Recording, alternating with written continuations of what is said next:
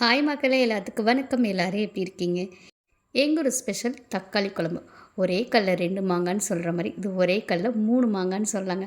காலையில் வச்சுட்டாங்கன்னா நைட்டு வரையும் பிரச்சனையே இருக்காதுங்க. இந்த குழம்போட எல்லாத்துக்கும் செட் ஆகும், செம்ம டேஸ்ட்டாகவும் இருக்குங்க. சரி வாங்க பண்ணலாமா?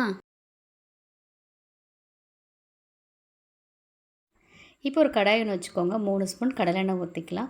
எண்ணெய் காய்ஞ்சதுக்கப்புறம் ஒரு 4-5 துண்டு பட்டை போட்டுக்கோங்க. 2 கிராம் போட்டுக்கலாம்.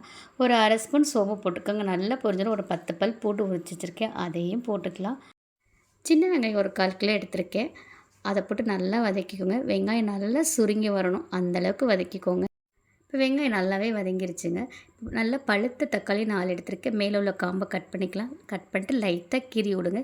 இப்போ வெங்காயத்துலேயே போட்டு நல்லா தக்காளி வதக்கிக்கலாங்க. சிம்மில் வச்சு வதக்குங்க, அப்போ தான் நல்லா வதங்கும். இது எந்த அளவுக்கு வெங்காயம் தக்காளி வதக்கி எடுக்கிறோமோ அந்தளவுக்கு டேஸ்ட்டு சூப்பராகவே இருக்குங்க. இப்போ அப்படியே தக்காளி பரட்டி விடுங்க. இந்த தக்காளியோட தோலெல்லாம் சுருங்கி அந்த ஜூஸ் எல்லாம் வெளியே வருங்க.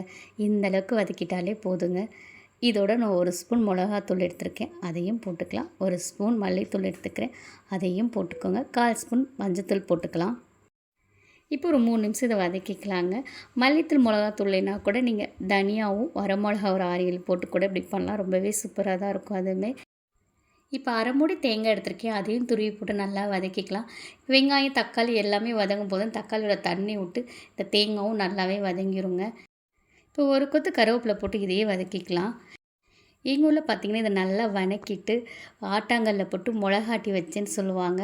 அந்த ஆட்டும் போது அதோடய வாசம் சூப்பராக இருக்குங்க. இது நல்லாவே ஆறிடுச்சு. இப்போ நம்ம மிக்ஸி ஜார் எடுத்துக்கலாம். அதில் போட்டு நல்லா நைஸாக அரைச்சி எடுத்துக்கோங்க, கொஞ்சமாக தண்ணி ஊற்றிட்டு. இப்போ நல்லா நைஸாக அரைச்சி எடுத்தாச்சு. இப்போ மறுபடியும் ஒரு கடாயை வச்சுக்கலாம். அதில் கடலை நான் ஒரு 2 ஸ்பூன் ஊற்றிக்கோங்க. இப்போ அரை ஸ்பூன் கடுகு போட்டுக்கலாம். கடுகு நல்லா பொரிஞ்சிடும். ஒரு கொத்து கருவேப்பிலை போட்டுக்கோங்க. இப்போ நம்ம அரைச்சி வச்ச மசாலா போட்டு ஒரு 2 நிமிஷம் வதக்கி விடுங்க. இப்போ இந்த குழம்புக்கு தேவையான மிக்ஸி ஜாரை கழுவி தண்ணி ஊற்றிக்கலாங்க. இது தண்ணி நிறையாவே போனாலே பிரச்சனையே இல்லைங்க. கொதிக்க கொதிக்க நம்மளுக்கு கொஞ்சம் திக்காகவே கொடுத்துரும். நான் ஆல்ரெடி உப்பு போட்டு வதக்கும் போதே நான் சொல்ல மறந்துட்டேன். இப்போ இது மூடி போட்டு க்ளோஸ் பண்ணிக்கோங்க. நல்லா கொதித்து வரட்டுங்க. அவ்வளோதாங்க, கொத்தமல்லி தழை தூவி நம்ம கேஸ் ஆஃப் பண்ணிடலாம். ஏனுங்க வீடே மணக்க மணக்க தக்காளி குழம்புங்க. ஒரு டைம் செஞ்சு பாருங்களேன், இதோட டேஸ்ட் அம்புட்டு ருசியாக இருக்குங்க. எல்லாருக்கும் இந்த வீடியோ பிடிச்சிருந்தா மறக்காமல் பாப்பீஸ் கிச்சனுக்கு லைக் பண்ணுங்கள், ஷேர் பண்ணுங்கள், கமெண்ட் பண்ணுங்கள், அப்புறம் மறக்காமல் சப்ஸ்கிரைப் பண்ணுங்கள். பாய் பாய், தேங்க்யூ.